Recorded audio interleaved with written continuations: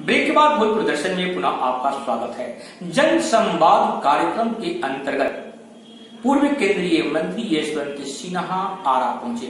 उन्होंने बिहार सरकार पर कई आरोप लगाते हुए कहा कि 15 साल बुरा हाल। वर्तमान सरकार पर उन्होंने कई निशाना भी। जन संवाद यात्रा के दौरान पूर्व केंद्रीय मंत्री यशवंत सिन्हा आरा पहुंचे, जहां कार्यकर्ताओं ने उनका भव्य स्वागत किया। पूर्व केंद्रीय मंत्री यशवंत सिन्हा के साथ पूर्व मंत्री नरेंद्र सिंह के अलावा कई विधायक भी उपस्थित थे। पत्रकारों को संबोधित करते हुए यशवंत सिन्हा ने कहा कि 15 साल बुरा हाल, बिहार बदलो तकदीर बदलो। उन्होंने बिहार सरकार पर कई आरोप भी लगाए। बदलो बिहार, पीछे करो,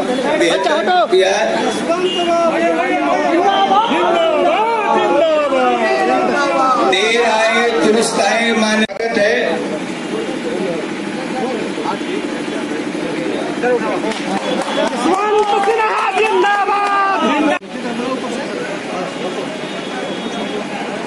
यूनाइटेड डेमोक्रेटिक अलायंस के तत्वाधान में जनसंवाद रैली की अध्यक्षता। आप लोग बैठ जाओ, जगह खाली है या कुर्सी है के लिए बैठ जाओ। पीछे वाले को दिक्कत होती है काफी जगह है बैठो। सभा के सम्मानित संचालक, ये भी भारत सरकार में मंत्री रहे और पुराने समाजवादी जो हमारे साथी हैं, वो महिला नेत्री भी आपने सुना, रेणु कुशवाहा का नाम, कुशवाहा का अंतिम मुकाम तक ये लड़ाई जाएगी। अभी आप फुटबॉल टीम 11 की जो है उसका जिक्र कर रहे हैं और पता नहीं कितनी फुटबॉल टीम है, हम बनाते हुए आगे बढ़ते हैं। पहले तो सब टीम एक ही थी, लेकिन फिर अलग जब हुए तो फिर हाँ, हम सब किसी न किसी टीम में थे, लेकिन जब देखा टीम जो है वो फील्ड से ही बाहर हो रही है, गलत दिशा में गोल कर रही है, वो जगह सेल्फ गोल कर रही है, तो फिर हम लोगों ने अपना रास्ता ना पकड़ा।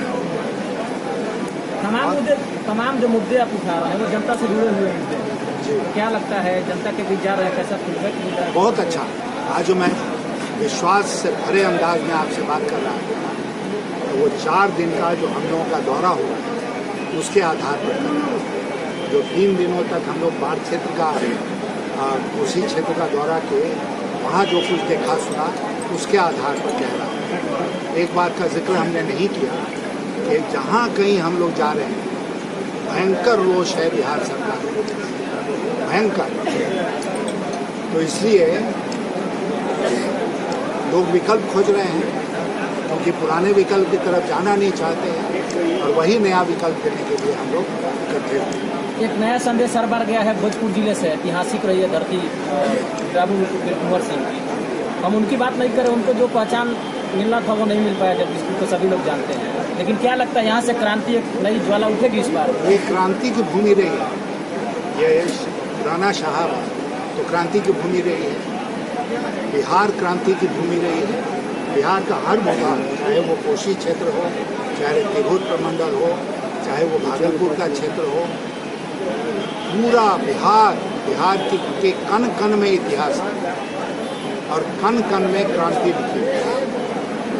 उस बिहार की धरती पर हम लोग खड़े हैं, बिहारी होने का फख्र महसूस करते हैं और उसको आगे बनाए रखना है। सुशांत सिंह राजपूत मामले में सुप्रीम कोर्ट का आ गया है। बहुत खुशी की बात है कि सुप्रीम कोर्ट ने ये फैसला कर दिया कि इसमें सीबीआई जांच चलती रहेगी और समस्त बिहार वासियों के लिए एक बड़ी खुशखबरी है।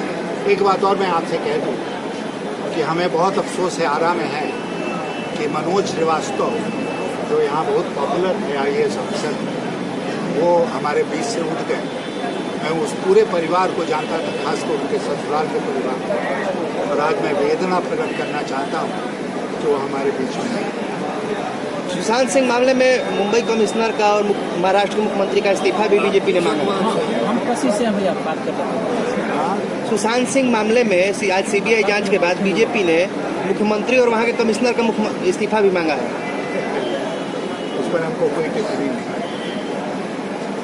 सुशांत सिंह मामले में सीबीआई जांच हो रही है। महाराष्ट्र सरकार के ऊपर तरह तरह के आरोप लगे हैं। मुझे पूरा विश्वास है कि सीबीआई उन आरोपों की भी जांच करेगी और दूध का दूध और पानी का। आरा के बारे में आपने कहा कि आरा में भगवान नहीं, अब कचड़े दिखते हैं। क्या लगता है आपको कि यहाँ के सांसद जो है आर के सिंह काम कर रहे हैं या नहीं? अब मैं इतना ही केवल कहूँगा आपसे कि अगर मैं इस क्षेत्र का सांसद होता तो ये हालात भी, ठीक है। लेकिन आज क्या लगता है आपको, क्या लगा कि ये तीसरा फ्रंट बनाने की जरूरत पड़ी आप लोगों को? सभी लोग बिहार में एक नया, अगर आप मेरा पुराना इतिहास जानते हो तो बहुत अच्छी बात है। लालू मेरे साथ बचपन से पढ़ा है और मैं उसके कैबिनेट में भी मिनिस्टर था। और याद होगा कि 1992 में मैं पहला व्यक्ति हूँ बिहार सरकार में। आज तक बिहार में किसी ने इस्तीफा नहीं दिया। 84% से लोग नहीं देते। हमने रामसुंदर दास की प्रतिष्ठा बचाने के लिए और लालू भ्रष्टाचार की ओर कदम बढ़ा चुके थे, हमने इस आरोप में इस्तीफा दिया था। और तब से लेके मैं लालू को हटाने का अभियान चलाता रहा और मैं उसमें सफल रहा 2005 में कि फिर हम 22 एमएलए लेकर नीतीश कुमार को समर्थन देकर हमने बनाया। और जब नीतीश कुमार निरंकुश हो गए और अब ये तानाशाही मुल्क में गुटबाजी जात के दायरे में फंस गए हैं और भ्रष्ट लोगों के, तो अब हम उनके खिलाफ भी आज खड़े। तो क्या लगता है अब समाजवाद का वो चेहरा अब नहीं दिखता है? सभी लोग इससे अलग हो अब कोई समाजवादी नाम की चीज है नहीं। आज ये चिंता का विषय है। पहले तो अब समाज में प्रतिरोध की शक्ति हम पैदा करें, तब वैचारिक बात हम खड़ा कर पाएंगे। अभी वैचारिक सोच मिट गई है। अब सभी लोग नौजवान हैं जिनके हाथों में है, वो ताली पीट रहे हैं, मोदी मोदी हाय हाय, मोदी मोदी हाय हाय। मैंने मोदी देश बेच रहा है, रेल बेच रहा है, पूरे हवाई अड्डा बेच रहा है। इस देश की सारी ऐसी कंपनियों को मोदी बेच रहा है जिससे अरबों खरबों रुपए की आमदनी होती है। और तुम्हारे और हमारे के खून की गाढ़ी कमाई से वो सारी इमारतें खड़ी हुई है। सुनो, जवाब पूरा सुन लो। पूरी इमारतें खड़ी हुई है, उनको बेचने का नहीं कोई अधिकार है। इन्होंने अपने मैंडेट में नहीं कहा था कि हम देश को निजीकरण की ओर ले जाएंगे। ये वोट ये कह के नहीं मांगे थे और ये भाषण दे रहे थे कि रेलवे का निजीकरण नहीं होगा। और आज रेल के स्टेशन बेचे जा रहे हैं। आज पूंजीवादी व्यवस्था का पूरा विस्तार हो रहा है। हम लोग उसके भी विरुद्ध खड़े हैं। लेकिन एक ही बार सारे सवालों पर नहीं लड़ा जा सकता। अभी जो वर्तमान में हमारे अवरोधक हैं, समाज को बर्बाद करने वाले, अभी हमारी लड़ाई वहाँ है, हम उस पर भी जाएंगे। कितना रंग लाएगी ये तमाम समाजवादियों की टीम है? एक नया बिहार बनेगा? ये तुम बताओ कितना रंग लाएगी, ये तुम बताओ। बेरोजगारी, शिक्षा का दर, चिकित्सा का दर, रोजगार नहीं है। एक बात बताइए आप, क्या हमारे बिहार में इतनी काबिलियत नहीं है कि वो अपने लोगों के यहाँ पे रोजगार दे सके? आज बिहार के लोग मजदूरी करने के लिए बड़ी बड़ी महानगरियों में जाते हैं। आज एक रिकॉर्ड है, बिहार में सबसे ज़्यादा इंडिया में IPS IAS बिहार से निकलते हैं। आखिर क्या वजह है कि हम लोग IPS IAS बिहार के निकलते हैं लेकिन वो बिहार से नहीं स्टडी करते हैं? इसका वजह क्या है? क्योंकि यहाँ एजुकेशन का दर एकदम चौपट रह चुका है, एकदम ख़त्म हो चुका है। तो हमारा कोशिश यही रहेगा, अगर जनता हमें आशीर्वाद देती है, हमारे साथ रहती है, तो हम लोग उनकी सेवा में एजुकेशन, बेरोजगारी और चिकित्सा का दर पे ध्यान देने का काम करेंगे। शिक्षक पे कौन ध्यान देगा जी? शिक्षक पे कौन ध्यान देगा? शिक्षक पे हमारा काम रहेगा ध्यान देना। जो हमारा नीति है, जो हमारा दर है, जो हमारे हाथ पे रहेगा, वो सब चीज़ बिहार से हाल में आएगा।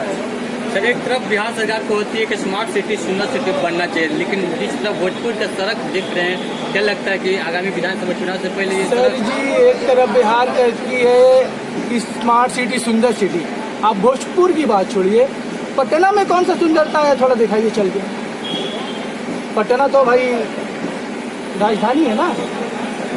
इन लोगों का करनी में और कहनी में बहुत फर्क है। कहते कुछ और है, कहने को तो बड़े बड़े वादे कर देते हैं, कहते को तो ये भी कहते थे मिट्टी में मिल जाएंगे, भाजपा में नहीं जाएंगे, कहते थे ना। सदन में खड़ा होकर कहा था इन्होंने कि भाजपा वाले क्या समझते हैं, हम मिट्टी में मिल जाएंगे लेकिन भाजपा में नहीं जाएंगे। आज क्या हाल है? अरे बिहार की जनता तो उनको पहले ही नकार चुकी थी। वो तो जेडीयू का, हमारा नीतीश कुमार का, मतलब कुछ भी कहिए, दोहरा चेहरा कहिए या दो मुखा बात कहिए कि वो फिर से आके बीजेपी पे समर्थन हो गए अपना अपराध छिपाने के लिए कुछ किया। सर, देश का आपका भी संकट में, एक तरफ बाढ़ है, दूसरी तरफ कोरोना, क्या लगता है आगामी विधानसभा चुनाव समय पर होना चाहिए? नहीं, बिल्कुल नहीं। एक बात बताइए, आप लोग चुनाव करते हैं, जो हम लोग चुनाव करते हैं, वोट करते हैं, किस लिए करते हैं? जनता अपनी प्रतिनिधि किस लिए चुनती है? कि प्रतिनिधि उसका समस्या का हल निकाले, ना कि उनको समस्या में फेंके। अब एक बात बताइए, अभी हमारा पीछे, हमारा सामने में कोरोना महामारी है, बाढ़ का समस्या है, आप लॉकडाउन लगा रहे हैं। एक तो लॉकडाउन का कोई फायदा नहीं है, क्योंकि जितना लॉकडाउन लग रहा है उतना ही संक्रमण संख्या बढ़ता जा रहा है। इसमें कोई सरकार सहमत नहीं है कि इसको रोक सके, कोई सरकार कारगर नहीं है इसमें। और रहा बात चुनाव का, जो आयोग की बात है, देखिए हमारा तो यही, हमारा पार्टी का यही संदेश है कि चुनाव आयोग को इस पर चुनाव का समय